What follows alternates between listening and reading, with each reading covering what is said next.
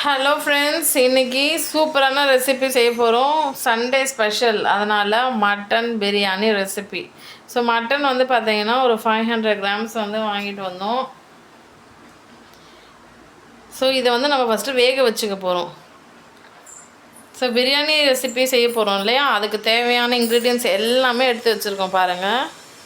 வெங்காயம், தக்காளி, பச்சை மிளகாய், எலுமிச்சப்பழம், பிரியாணி மசாலா, கரம் மசாலா, அதுக்கப்புறம் இஞ்சி பூண்டு அரைச்ச விழுது பேஸ்ட்டு, அண்ட் தென் இது வந்து பார்த்திங்கன்னா அன்னாச்சிப்பூ, சுருள் பட்டை, ஏலக்காய், சோம்பு, கசகசா,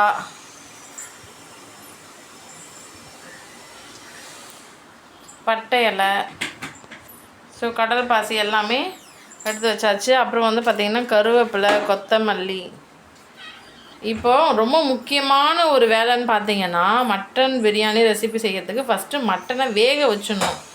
மட்டன் நல்லா வெந்திருந்தால் தான் நாம் செய்கிற பிரியாணி ரெசிபி நல்லாயிருக்கும். ஸோ பாருங்கள், நாங்கள் வந்து குக்கரில் தான் வந்து வேக வைக்க போகிறோம். அதனால் நாங்கள் நல்லா அலசிட்டோம். ஸோ பாருங்கள் ஃப்ரெண்ட்ஸ்,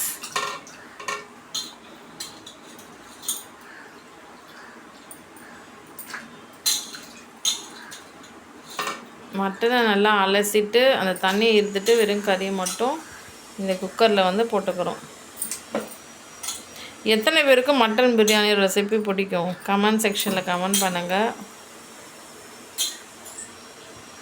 எங்களோட ஃபேமிலி ரொம்ப சின்ன ஃபேமிலி, 3 மெம்பர்ஸ் தான். ஸோ அதனால் 1/2 kg தான் நாங்கள் வாங்கினோம். ஸோ நீங்கள் பிக் ஃபேமிலி நிறைய பேர் இருக்காங்கன்னா அதுக்கேற்ற மாதிரி நீங்கள் ஒரு 2 கிலோ 5 கிலோ அது மாதிரி வாங்கிக்கலாம். ஸோ நாங்கள் 3 பேருக்கு தான் சமைக்கிறோம், அதனால் 1/2 kg ஓகே அப்படின்னு வாங்கிட்டு வந்தோம். இங்கே வந்து 1/2 kg எவ்வளோ விற்கிதுன்னா 480 rupees, 1 kg 960 rupees. அதாவது 1000 ரூபாய்க்கு 40 ரூபா கம்மி 1 கிலோ. ஸோ அந்த ப்ரைஸ் தான் இங்கே சேல்ஸ் ஆகிட்டுருக்கு.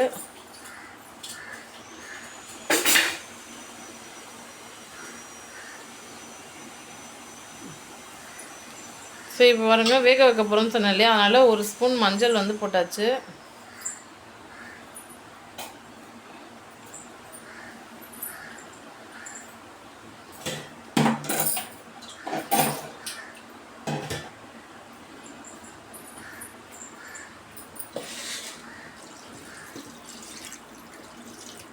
தண்ணியை ஊற்றியாச்சு.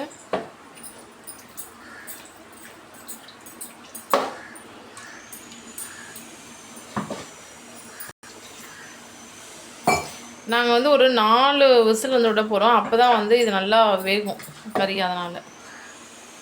ஸோ அது வந்து அதுக்கு தேவையான தண்ணியை ஊற்றி வச்சுட்டோம். ஸோ இங்கே பாருங்கள், கேஸ் ஸ்டவ் ஆன் பண்ணியாச்சு.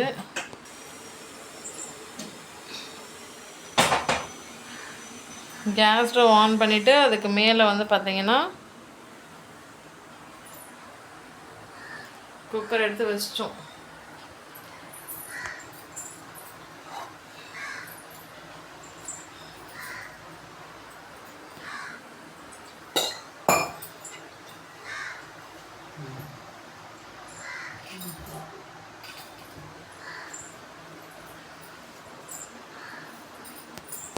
இங்கே பாருங்கள், நம்ம இப்போ மூடி போட்டாச்சு.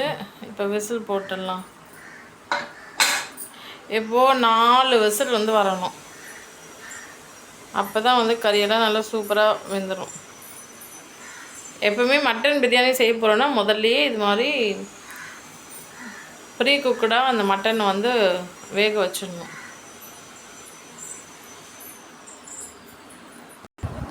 ஸோ பாருங்கள், பிரியாணி அரிசி வந்து ஒரு 1/2 கிலோ வந்து எடுத்து வச்சுருக்கோம்.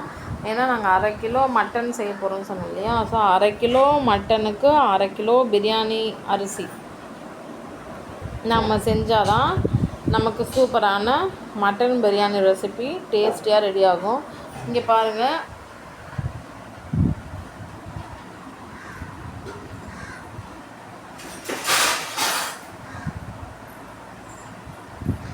இது வந்து எங்கள் வீட்டுக்கிட்ட ஒரு கடையில் வந்து விற்கிறாங்க இந்த பிரியாணி அரிசி. இதில் நாங்கள் நிறைய வாட்டி பிரியாணி செஞ்சுருக்கோம், நல்லாயிருக்கும். ஸோ அதனால தான் நாங்கள் அவங்கக்கிட்டேயே இப்போ ஒரு 1/2 கிலோ வாங்கிட்டு வந்தோம்.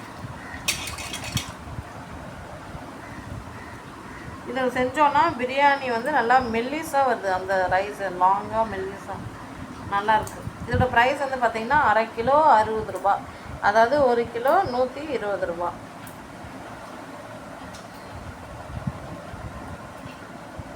சரி, இப்போ பாருங்கள், நம்ம வெங்காயம் தக்காளிலாம் கட் பண்ணி ரெடி பண்ணி வச்சுக்கலாம்.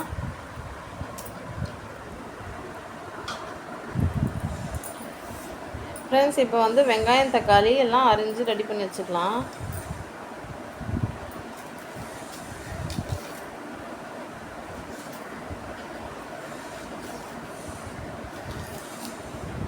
அங்கே பாருங்கள், ஆல்ரெடி கொத்தமல்லி, கருவேப்பிலை, புதினா எல்லாம் ரெடி பண்ணி எடுத்து வச்சிட்டோம்.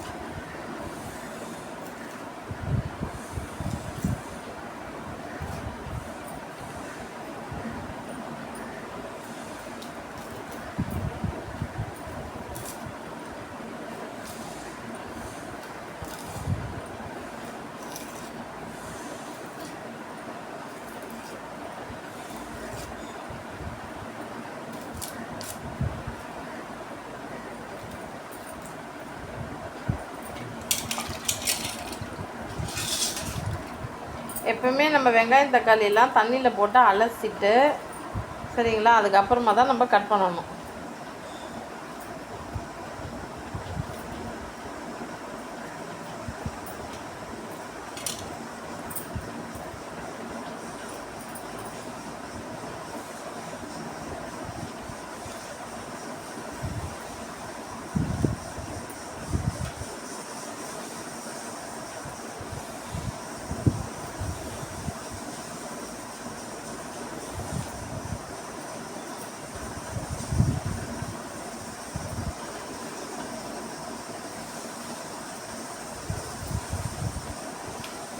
தக்காளி அரைஞ்சாச்சு, இப்போ வெங்காயம் அரைஞ்சிக்கலாம்.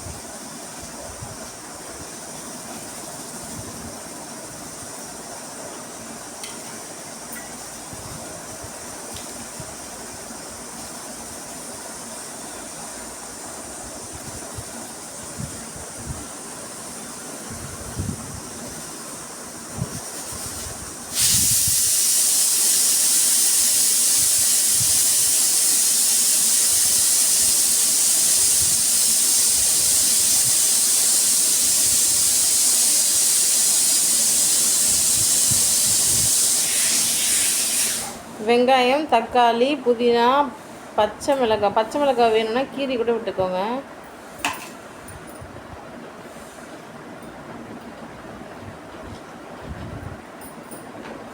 ஓகே, இப்போ எல்லா இன்க்ரீடியன்ஸும் பக்காவாக ரெடி பண்ணிட்டோம். வாங்க மட்டன் பிரியாணி செய்யலாம்.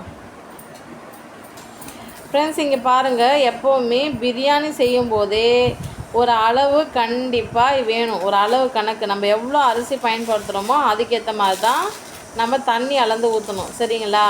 அதனால் இப்போ நாங்கள் அளக்குறோம். நான் ஆல்ரெடி சொன்னேன் அரை கிலோ அரிசி நான் வாங்கியிருக்கேன்ட்டு, இருந்தாலும் நாங்கள் அளந்துக்கிறோம். இந்த அளவு கணக்கு எதுக்காகன்றதை நாங்கள் சமையல் செய்யும்போது உங்களுக்கு டீட்டெயிலாக இன்னும் நல்லா புரியும்.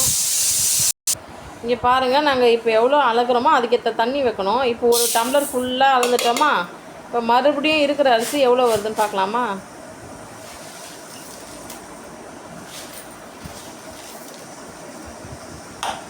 நாங்கள் ஒன்ஸ் பார்த்துட்டோம் அப்படின்னா அதுக்கேற்ற மாதிரி நாங்கள் தண்ணி வந்து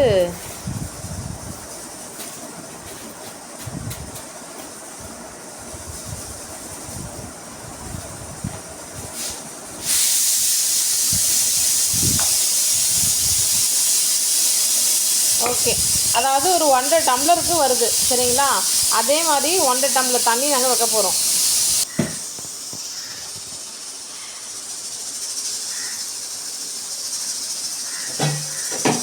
மட்டன் கறி வேக வச்சுருந்தோம் இல்லையா, அது விசில் வருது.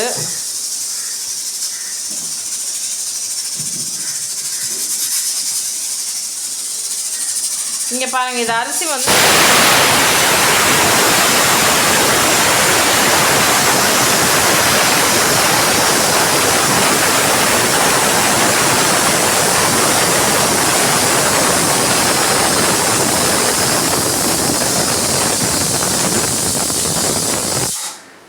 ஓகே.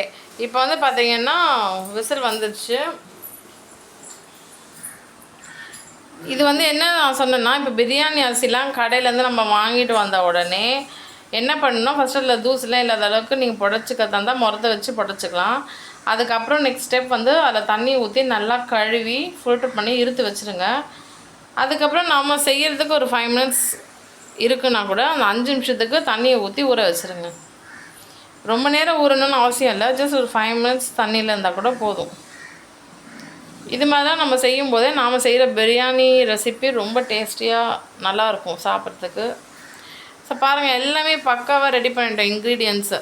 நம்ம எந்த ரெசிபி நம்ம செய்ய போகிறோம் அப்படின்னா கூட அதுக்கு ஃபஸ்ட்டு தேவையான எல்லா இன்க்ரீடியன்ஸும் ரெடி பண்ணி வச்சுட்டிங்கன்னா சமையல் ரொம்ப ஈஸியாக ஃபாஸ்ட்டாக குயிக்காக நம்ம செஞ்சிடலாம்.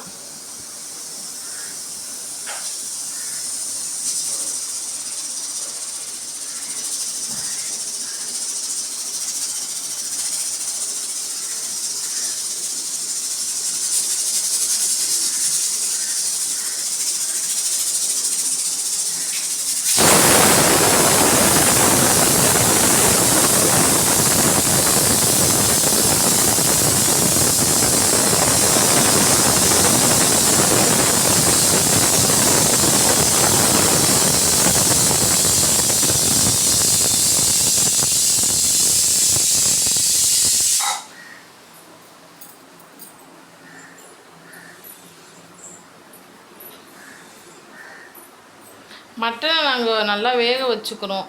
ஏன்னா அப்போ தான் வந்து பார்த்திங்கன்னா நம்ம சாப்பிடும்போதே அந்த பிரியாணி ரெசிபி சாப்பிடும்போதே ரொம்ப நல்லாயிருக்கும். கறி நல்லா வெந்திருந்தால் தான் நல்லாயிருக்கும், அதுக்காக தான் வேக வச்சுக்கிறோம்.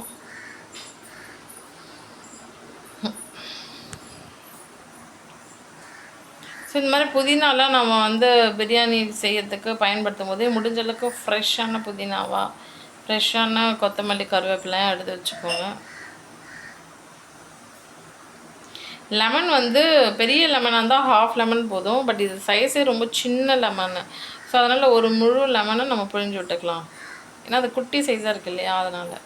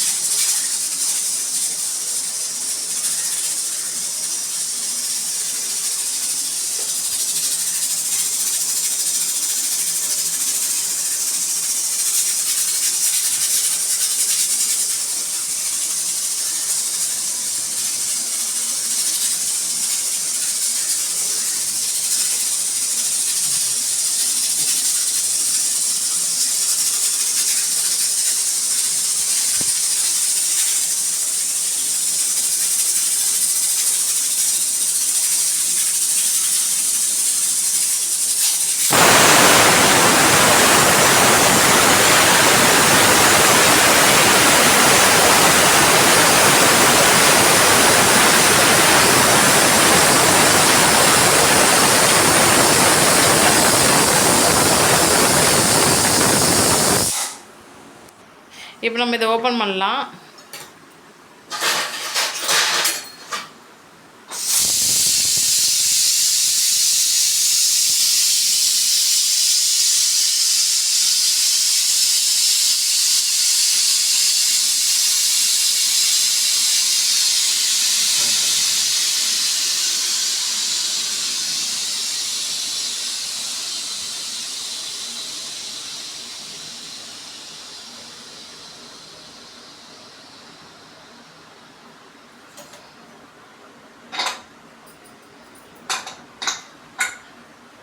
ஓகே.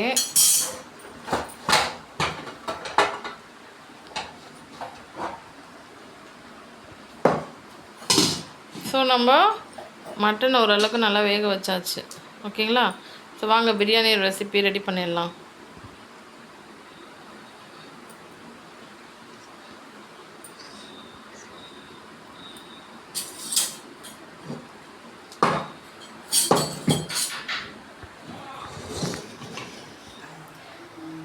ஸோ வெந்துச்சான்னு எப்படி பார்க்குறதுனா சும்மா லைட்டாக தொட்டு பார்த்தீங்கனாலே நசுக்கு நசுக்குன்னு இருந்துச்சுன்னா வெந்துச்சுன்னு அர்த்தம். ஓகே.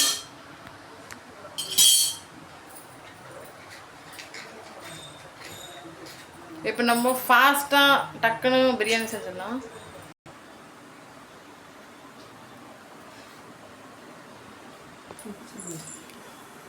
இப்போது இந்த குக்கரில் இருந்த கறியை இந்த பாத்திரத்துக்கு ட்ரான்ஸ்ஃபார்ம் பண்ணியாச்சு. இப்போ நம்ம இதில் ஆயில் வந்து ஊற்றிக்கலாம். ஒரு 3 ஸ்பூன் அளவுக்கு சன்லாண்ட் ஆயில் ஊற்றியாச்சு.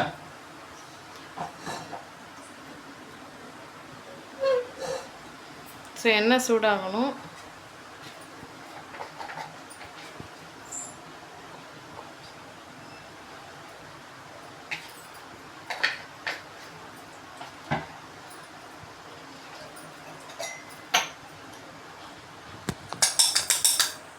நெய் வந்து போட்டுக்கலாம். ஸோ நெய் வந்து 1 ஸ்பூன் போட்டு வச்சு. இப்போ நெக்ஸ்ட்டு அன்னாச்சி பூ, பட்டை, லவங்கம் இதெல்லாம் எடுத்து வச்சுருந்தோம் இல்லையா, எல்லாத்தையும் மொத்தமாக போட்டுடலாம்.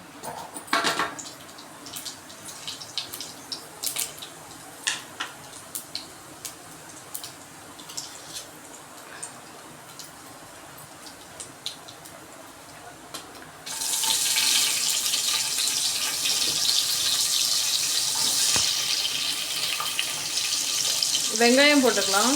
கட் பண்ணி வச்சுருந்த வெங்காயம்.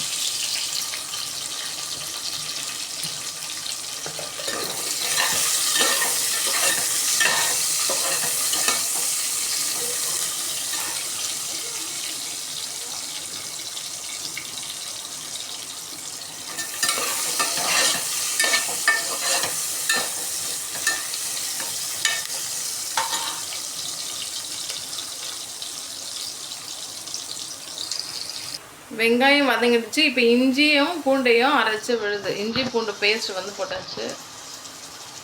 நாங்கள் எங்கள் வீட்லேயே இஞ்சி பூண்டை அரைச்சி வச்ச பேஸ்ட்டு. எப்போவுமே நம்ம வந்து இது மாதிரி ரெசிபிஸ்லாம் செய்கிறோன்னா நம்ம ஃப்ரெஷ்ஷாக இஞ்சி பூண்டை பேஸ்ட்டை அரைச்சிக்கணும்.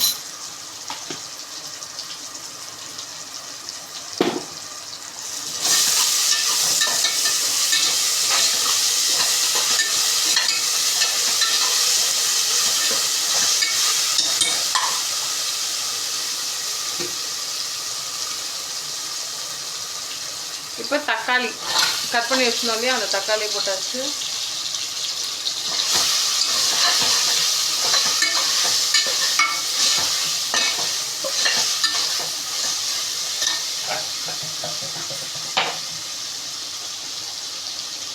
சால்ட்டு தூவி விட்டுக்கலாம்.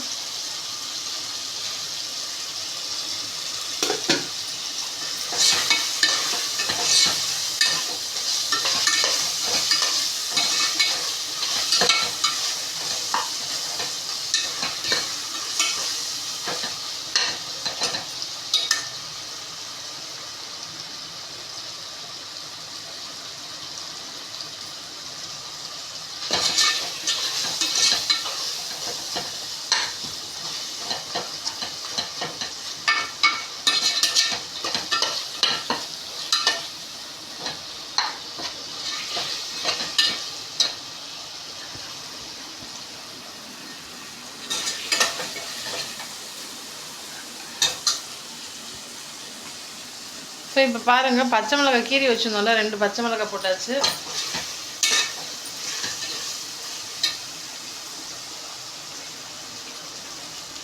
புதினா க்ளீன் பண்ணி நல்லா அலசி எடுத்து வச்சுருந்தோம்ல, அதையும் போட்டாச்சு. கருவேப்பிலை, கொத்தமல்லி எல்லாம் போட்டுக்கலாம்.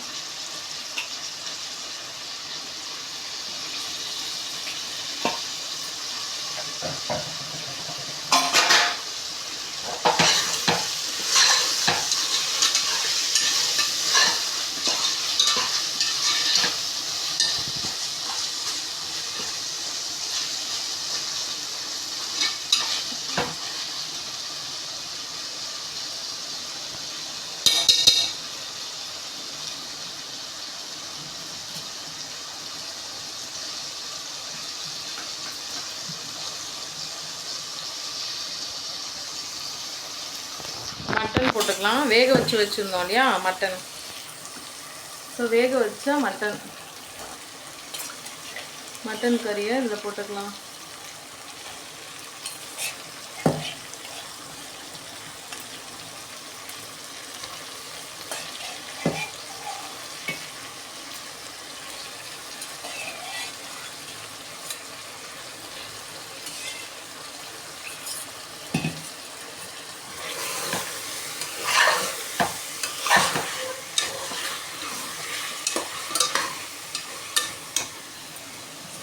ஓகே, நல்லா கிண்டி விட்டாச்சு. இப்போ பிரியாணி மசாலா தூள் போட்டுக்கிட்டோம்.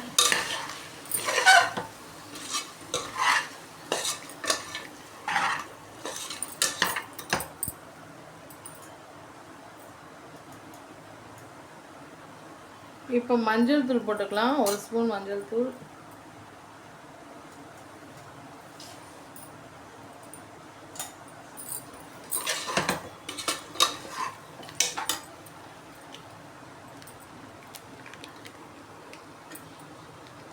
தயிர் ஊற்றிக்கலாம்.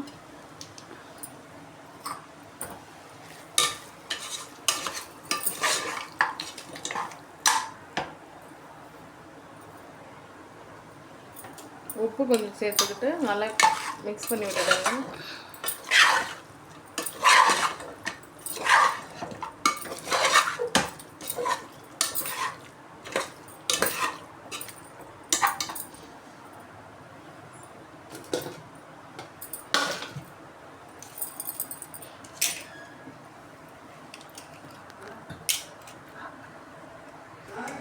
ஸோ இப்போ நெக்ஸ்ட்டு பிரியாணி அரிசியை சேர்க்க போகிறோம்.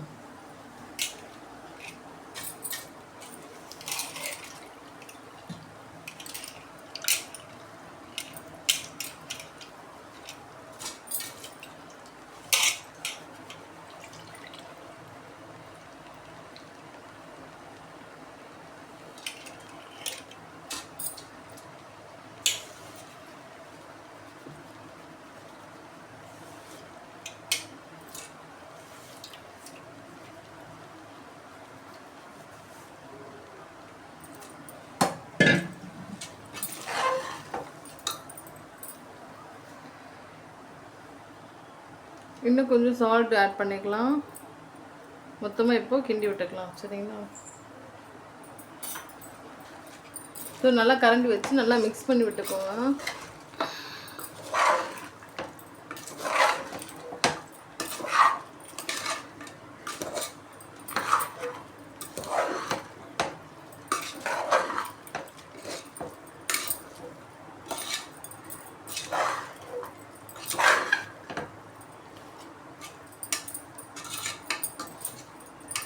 நல்லா மிக்ஸ் பண்ணி விட்டாச்சு.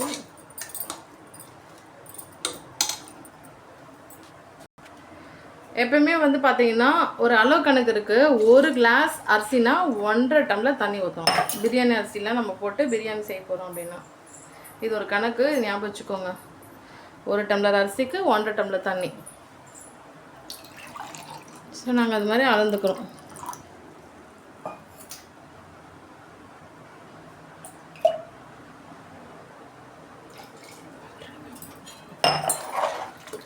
அப்போ தான் நம்மளால் ஒரு பர்ஃபெக்டான மட்டன் பிரியாணி ரெசிபி செய்ய முடியும்.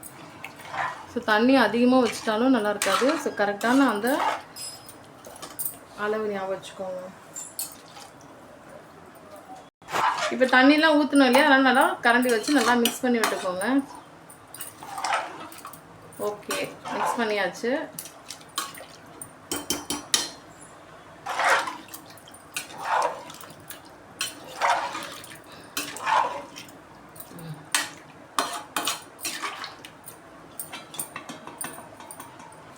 இப்போ ஃபைனலாக லெமன் ஜூஸ் வந்து நல்லா புழிஞ்சு விட்டுக்கலாம்.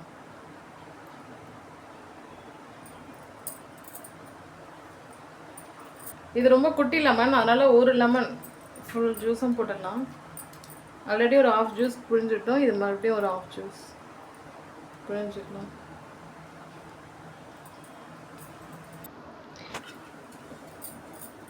இப்போ குக்கர் மூடி போட்டு மூடிடலாம்.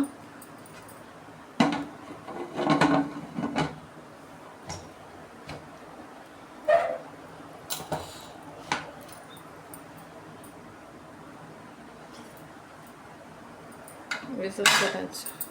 இது வந்து ஒரே விசில் தான். பிகாஸ் எதுக்காகனா பிரியாணி அரிசி நம்ம யூஸ் பண்ணுறோம், அதனால் ஒரு விசில் வந்தாலே போதும்.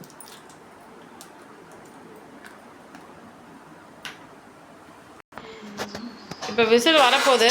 ஸோ அதுக்குள்ளே நம்ம என்ன பண்ணலாம் அப்படின்னா தயிர் பச்சடி வந்து ரெடி பண்ணிக்கலாம். ஸோ தயிர் பச்சடி செம்ம ஈஸி. வெங்காயத்தை அரிஞ்சு வச்சுக்கணும். ஓகேவா, கட் பண்ணி வச்சாச்சு. ஸோ இதில் தயிர் வந்து ஊற்றணும்.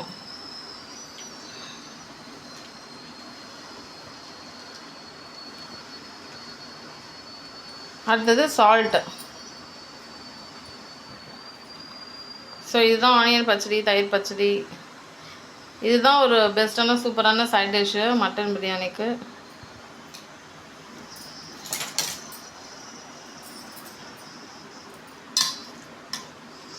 இது ஒன்றோட ஒன்றா நல்லா மிக்ஸ் பண்ணி வச்சுருங்க. ஓகே, ஸோ பச்சடி ரெடி. தயிர் பச்சடி, ஆனியன் பச்சடி ready.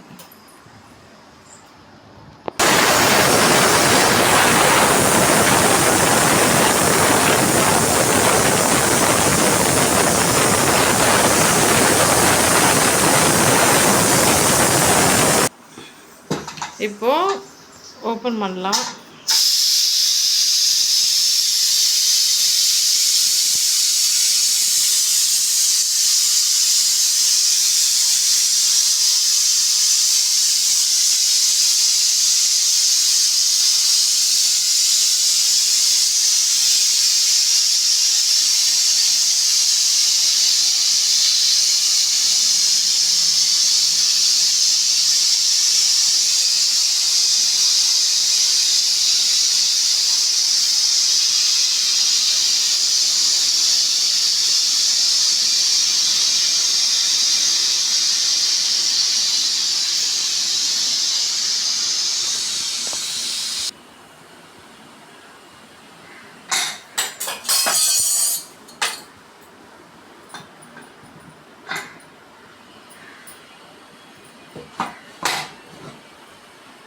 Okay, mutton biryani ready ஆயிடுச்சு.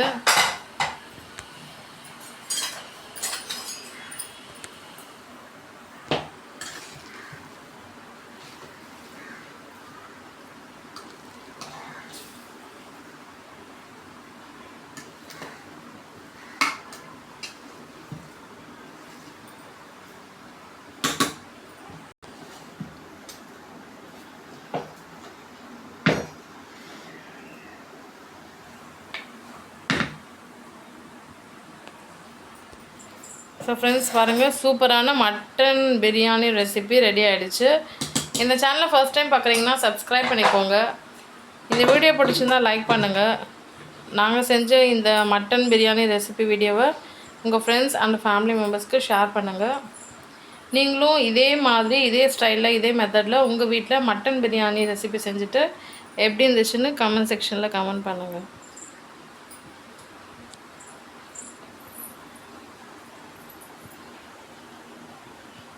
Thank you so much for watching.